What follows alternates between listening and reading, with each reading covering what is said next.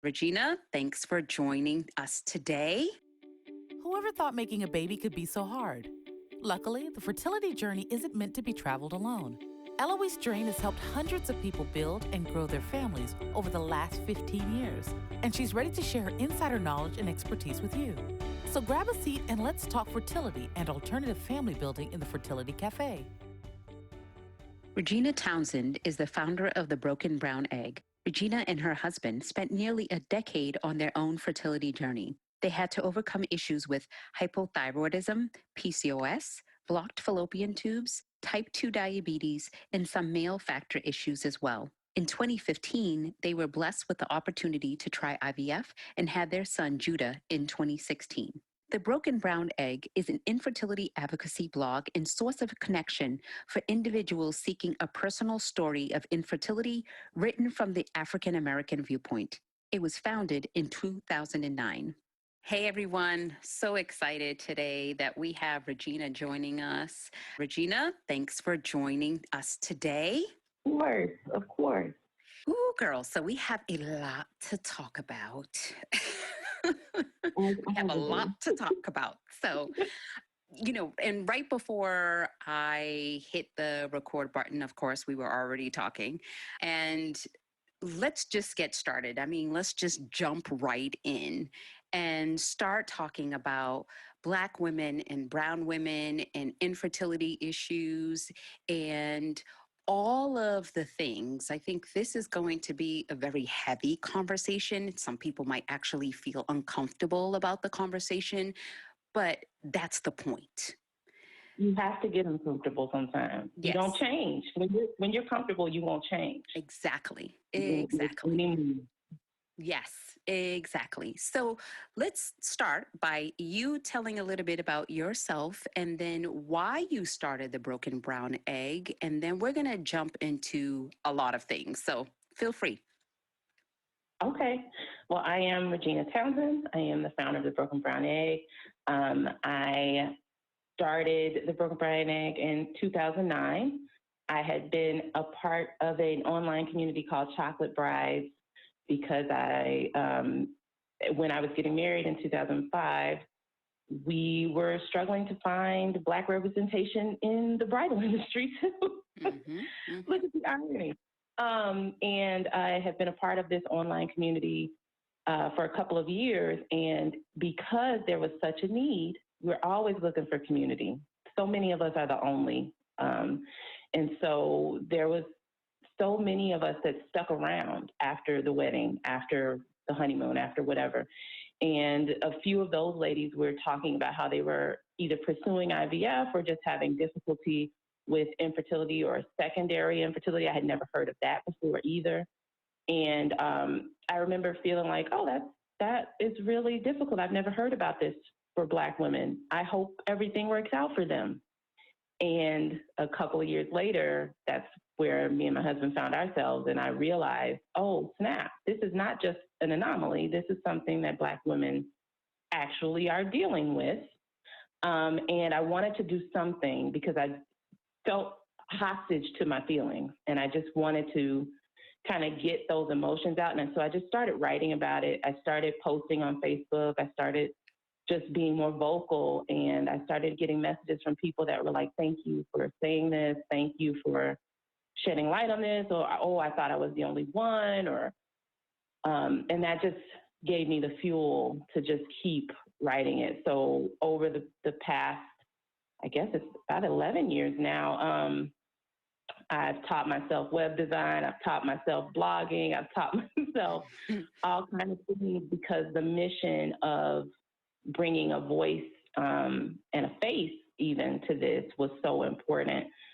So over those years, I've dealt with PCOS. We've dealt with, my husband has diabetes. We've dealt with male factor infertility. We've had a kinship adoption that fell through. We've done IVF, and now we have our son Judah, who is now 4 years old. And in the midst of all of that, this intersectionality of motherhood, womanhood, what it means to be a Black woman, what it means to be a Black wife, what it means to be a parent in a world where Black boys are not safe, all of those things. But unfortunately, it's not even Black boys anymore. It's Black boys, it's Black girls. It's if you have color, that's it. Yes. You're not safe. Yeah. You're inherently shown images and things that tell you that you're not welcome, you're not safe, you're disposable. And the impacts that has had on my mental health, on everything else that I do, has just really made it that much more important to me that I keep going with the broken brown egg, even beyond the scope of just infertility, because all of these things connect. Mm-hmm. Mm-hmm. They all connect. Mm-hmm. We have to keep talking about them. Yes, absolutely. And I feel like, especially when it comes to in the fertility world, and when it comes to Black and brown women, first of all, I mean, let's just start from the beginning, or I don't even know where the beginning is, but let's just start from way, way back. I recently read an article called How the Myth of Black Hyperfertility Harms Us. And this article was talking about how there's this like a Black hyperfertility reproduction rate of Black people, and how supposedly Black people have the highest ability to be able to have all these babies. And so there's this mystical rate of all these Black women having babies, and we have children all the time, and it's easy for us to get pregnant. And as a matter of fact, the thing about this article, that there was a special edition in the American Birth Control League's journal, Birth Control Review, called A Negro Number.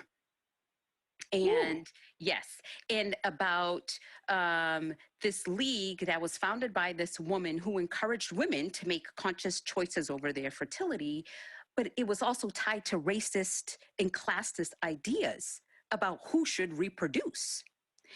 And many of the members were active supporters of the eugenics movement. So, of course, they were talking about how Black women, we're hyper pregnant or hyper fertility and all this other stuff, and that we should tame it down, and we should,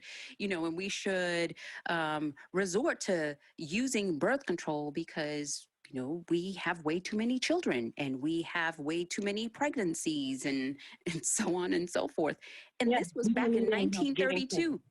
Yeah, go ahead. We don't need any help getting pregnant. We need help controlling ourselves and stopping ourselves, because we don't, and it builds into this, the myth comes from this psyche that we're not human. It comes from that concept that they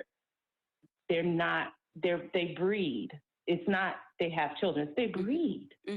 That mentality is there.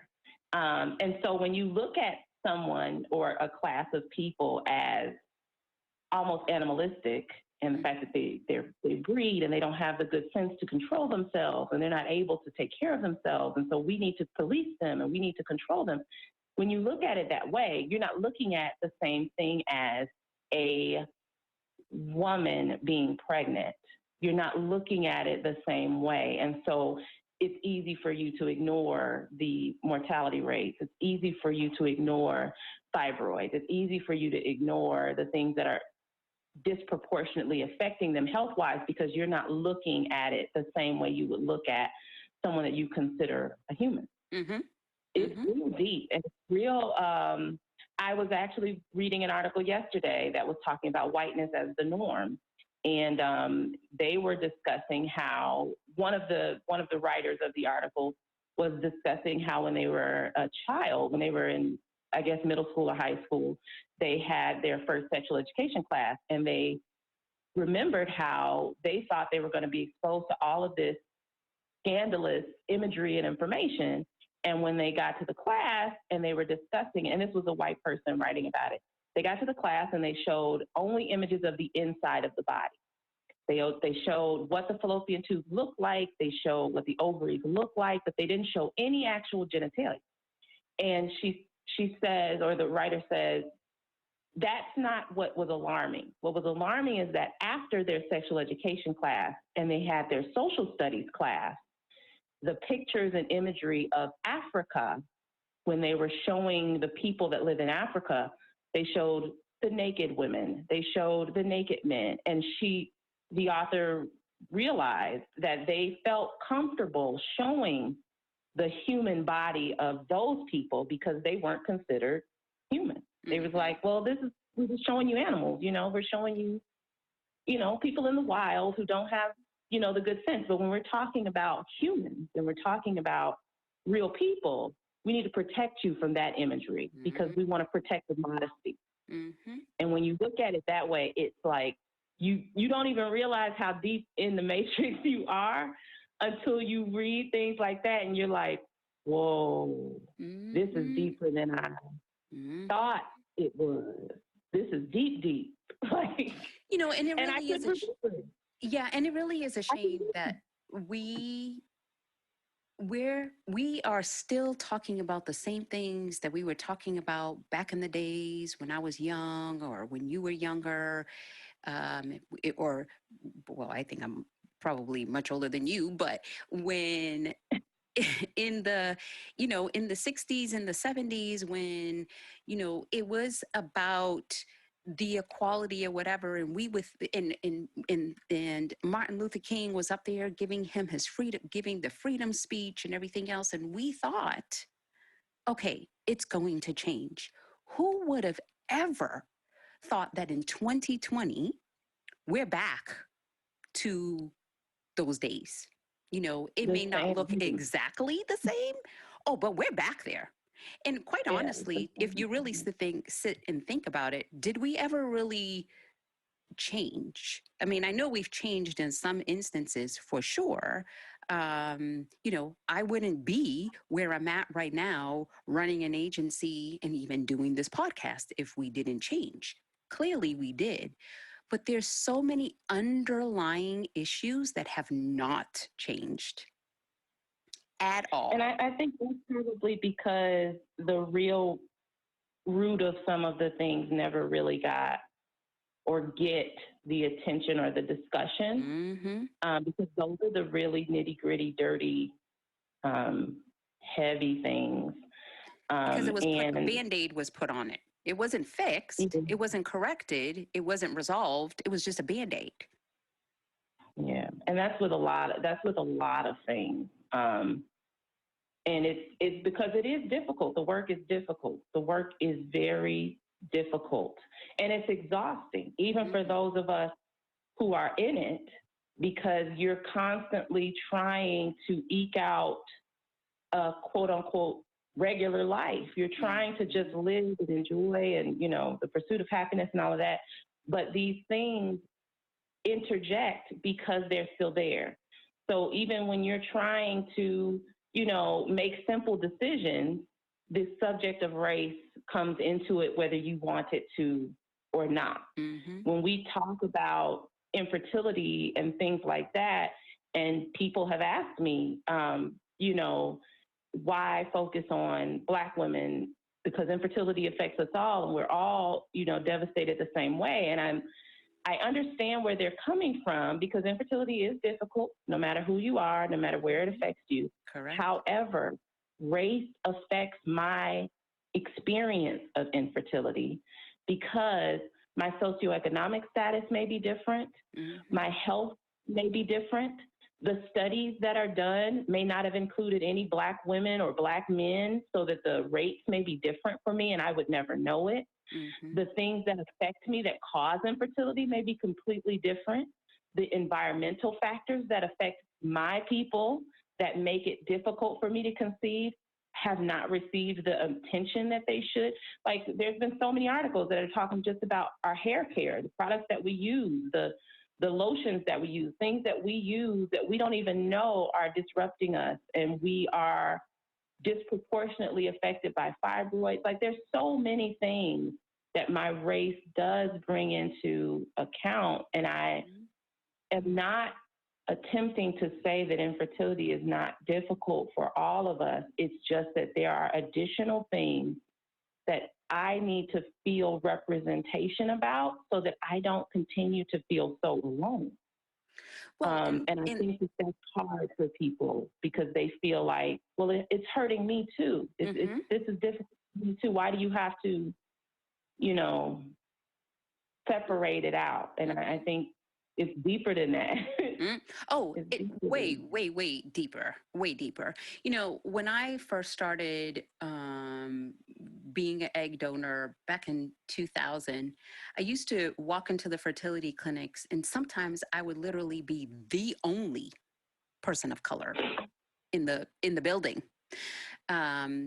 which was kind of uncomfortable, you know. And then I would go back to the fertility clinics, and okay, yeah, you would start seeing people of color there, but you never saw Black or brown babies on a pamphlet or on the walls, or, you know, you never saw anybody that kind of resembled you on any of the marketing materials or anything that they used to have. And it's just like, okay, so you want to say that you're helping people and you help anybody and you don't discriminate, but why is it that all of your marketing material is only geared towards one specific group? And sometimes I think it's not even done malicious or no, with thought. Intentionally. Like, no, it's not. It's not. I really don't think that it is at all. Yeah. Yeah. Like I was telling you, that I have had multiple people who've reached out to me who find my site or find my social media, and they want to connect, and they reach out, and a lot of times the first lines in their message are, "I'm not a Black woman, but," or they say things like, "I don't know if I'm allowed to contact you," or just these things where they're kind of like apologizing for stepping into what they see as a sacred space. Like, clearly, because you talk about Black women and infertility, as a woman who is not Black, I don't know if I'm welcome here. And I usually will respond and let them know, no, that's fine. That's not what it is about. It's about representation. But if anyone needs to connect, I'm open, I'm willing, this affects us all. And I thought about it and I realized this is a teaching moment, because what this illustrates to someone who is not a Black woman or not a person of color, this is how we feel just navigating the world. Every single space that we enter, we're wondering, am I allowed here? Am I safe here? Am I hated here? Am I welcome here? And so when we're looking at the clinic imagery, or when we're looking at, and it goes both ways.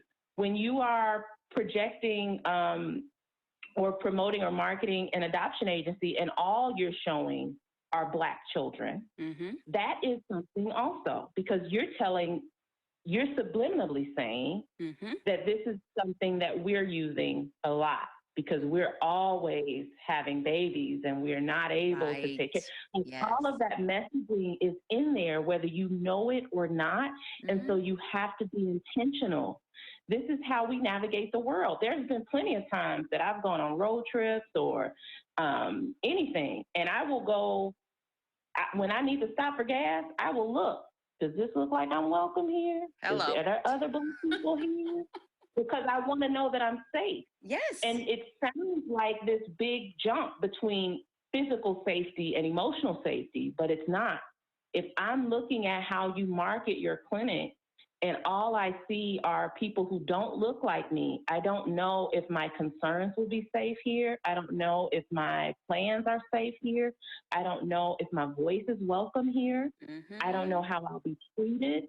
And that affects all of these quote unquote simple decisions, where I can look at your rates and say, this is the greatest clinic, this is the best place to go. But if I don't see myself represented, I don't know that it'll be the same success rate for me.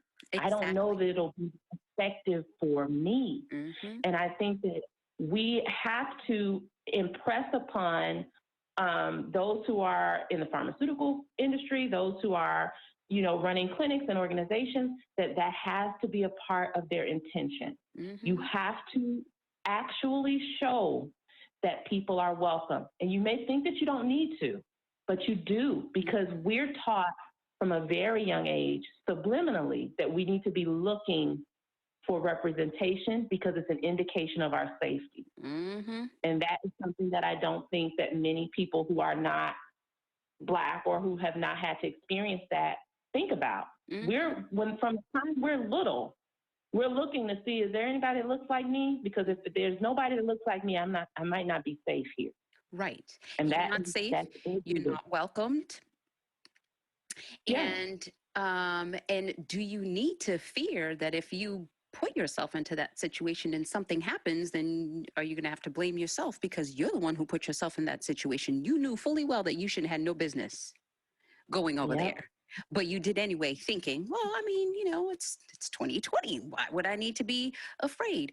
But that's the problem. I think that people really don't understand. I have 3 Black boys, a 26-year-old, a 25-year-old, and a 14-year-old. All of them have had that conversation of, you are a Black male in this country. You cannot do what other people that you see that your friends are, that have different color skin, you can't do the same thing that they can do. You can't act the same way that they can act. You have to be more vigilant. You have to be more careful. I mean, we had conversations with our children since they were young, and it really is a shame that now I'm not only having the conversation with my Black boys, now I'm having conversation with my Black daughters. I've had, Judah is 4, and in his, we had a parent-teacher conference at his preschool last year, and his teacher, who was a Black woman, was talking to us about his behavior, because at that time he was 3, and teenagers are real. They are out here. They do not care about anything. And in this conversation where we were talking about his behavior and some things that we could do, she said in that parent-teacher conference about a 3-year-old, I want to work with you all on his behavior because as a young Black boy, he can't be in classrooms acting like that. He's 3. And the fact that when she said it, we nodded in agreement is a big deal. It means that we already inherently know that at his toddler side, he's already going to be looked at as more aggressive, more hostile, more dangerous, less innocent than any other toddler who is the same size, same age, same height, just by the fact that he's a Black boy. And there's, you know, outside of the infertility world, I'm a young adult librarian, so I work with teenagers, and I work in a suburb where I have teens of color, I have white teens, I have all kinds of teens. And I've seen that I've had to teach, over the years that I've worked in this position, I've had to teach community members, coworkers, the general public, that the behavior that you're saying is unacceptable from this 12-year-old Black boy, you were just ignoring from that 8-year-old white boy. And they don't realize it until someone highlights it. They don't think of it that way because it's just natural. There's actually a study by the American Psychological Association that says that people see Black boys as up to 4.5 years older than they are. Just off sight, you see them as older than they are, and that they are less innocent, that they're more dangerous, that they have more negativity at the same age, that you would ignore the same behavior from someone who was not Black.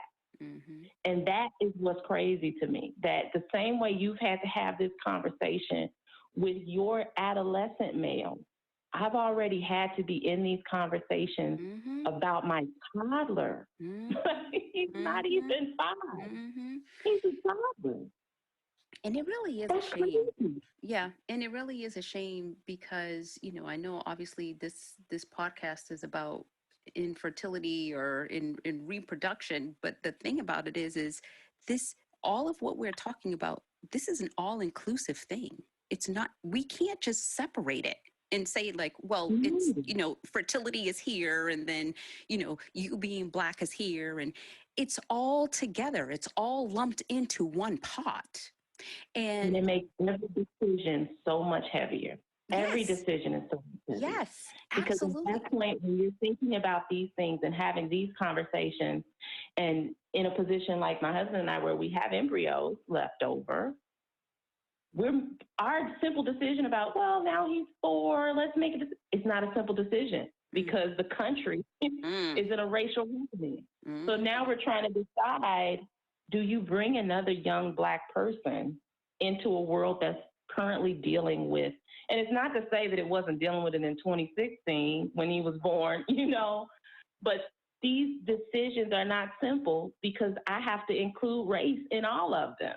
And people will tell you, no, you don't. It's this, that, and the other. The world has been the world. The world has been the world, but there's a responsibility that I'm thinking about all the time as a Black woman.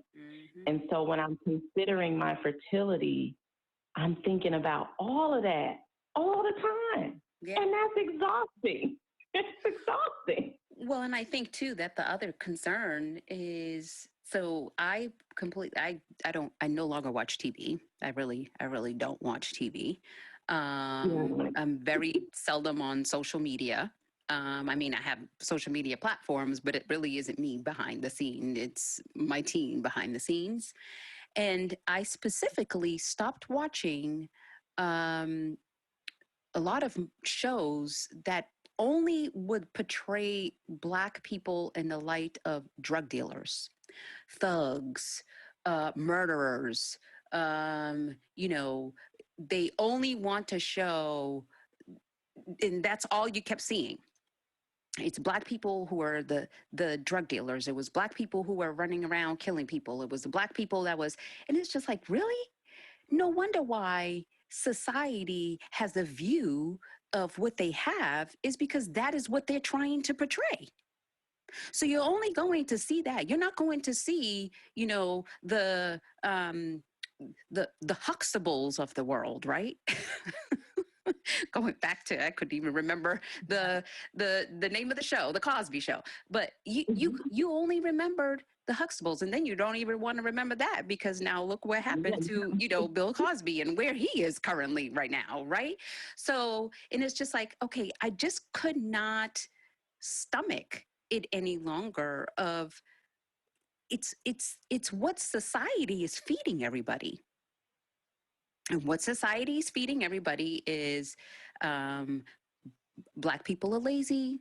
Black people are only drug dealers, or Black people are only this, or Black people are only that. And it's just like, no, there's actually way more of us that are doing, well for ourselves and well for our family, and we're educated. And the problem is that nobody wants to give a lot of the people that have that education and have the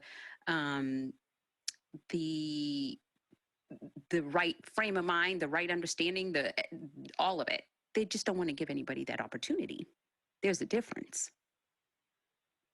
And I think it's difficult because there's no balance. Like, I try to be very intentional about my social media intake, my general media intake. And I also make it a point as a librarian, considering what the library is for a community, I try to make sure that what I have on the shelf is representative of more than one side of the Black experience. And that's another conversation that I'm in all the time, that I'm in currently at the library. Right now, there are books that are called street lit, urban fiction, and that is a specific genre it talks about street life, it talks about drug dealing, or just living in the hard, urban, gritty. That is a genre. The problem is there are some libraries that that genre, those stickers on those books that say urban fiction, they just put it on any book that's Black. Any book with a Black author, any book that has a Black character, any book that's, and so the idea is that we're all the same. We're one note. And that's the problem. We're not all one note. While there are those who live that life and enjoy that life, that's not everybody's story. And I shouldn't have to go completely to the other side of the spectrum, because when I was younger, I loved like Omar Tyree and all those kind of books. I loved those. But I also were like, but that's not my life, And to get something that was more reflective of me, I had to go to Sweet Valley Twins or something that didn't show me at all. And so I feel like that's part of the issue in all of these ranges, including the fertility conversation, is I don't necessarily want my story to be representative of everybody, but I want to open the door for us to have more representation of the fact that there are all kinds of Black folks.